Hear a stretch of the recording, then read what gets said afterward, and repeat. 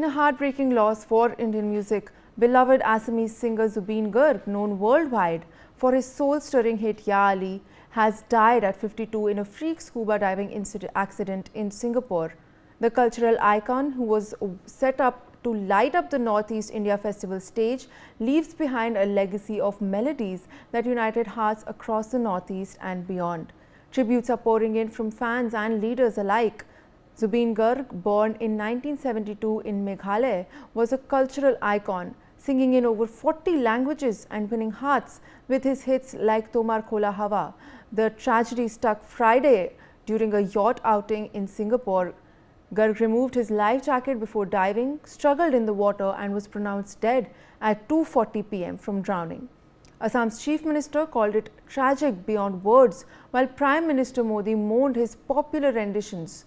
Bollywood stars and fans grieve online as his body heads to Jorhat for the last rites.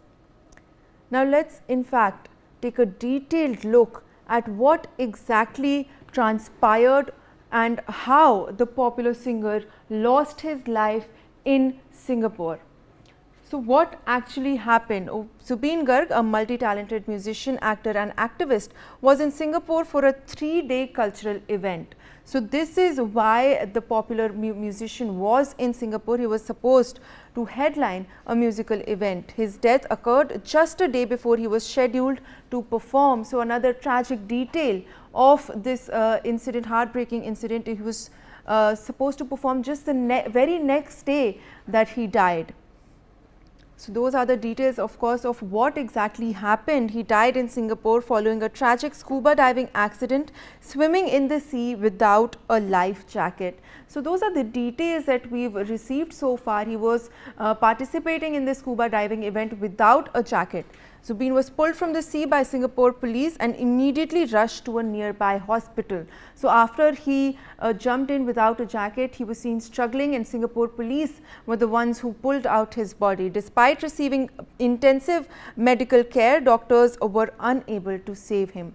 So there was an effort made, there were intensive efforts in fact made, but his life could not be saved. The post-mortem examination of Garg's body was completed in Singapore. So it's Singapore where the post-mortem has also taken place.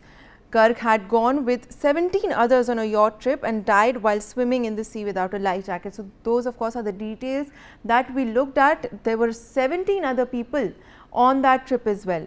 The crew members of the yacht and guards had insisted that he should wear the life jacket. So that is what they have also stated. They had insisted that he wear a life jacket. Garg had initially worn the life jacket, but after a few seconds he took it off.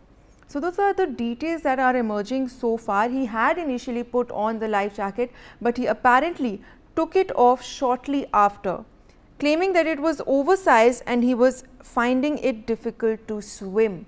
So that is what he has said. He had said in fact that the jacket was not fitting him properly. He had taken it off as it was becoming difficult for him to swim. But of course, we have seen how that ended. There were 11 people, including one Abhimanyu Talukdar, who had booked the yacht. So those are the people who had probably organized this trip. There were 11 people in total who were behind this, and Abhimanyu Talukdar was the one who had booked the yacht where this incident ended up taking place. 4 members of the singer's team and 2 crew members were also there. So he had his own crew, he had his crew there with him. The singer was found floating in the sea and the crew of the yacht tried to revive him. So after he struggled in the water, he was found floating in the sea and the crew members attempted to revive him as well. He was again given a cardiopulmonary resuscitation at the port. So CPR was carried out at the port after the crew members tried to revive him. They also conducted a CPR as well. Singer's mortal remains will be kept in the Sarusjan Stadium for the people to pay their last respects. So people will be paying their last respects as well. There is that being organized so that people are able to pay their last respects to the legendary singer. Nibir Deka, my colleague, is in fact joining me now on the broadcast. Nibir, of course, a very heartbreaking incident that has taken place. We just looked through the details of how this death occurred. What is the feeling on the ground? We have seen tributes pouring in from the Chief Minister to the Prime Minister, many Bollywood stars as well. Well, absolutely. Zubeen Garg has always been an emotion for the people of Assam. He had made a name in Bollywood with his wonderful songs such as Ya Ali and other songs. But in Assam, he was not just a musician, he went beyond music. His personality and he was very much drawn towards the youth, and he was a big icon. And as a result of that, we have seen people across ages, across economic barriers, crying and weeping about the passing of the singer.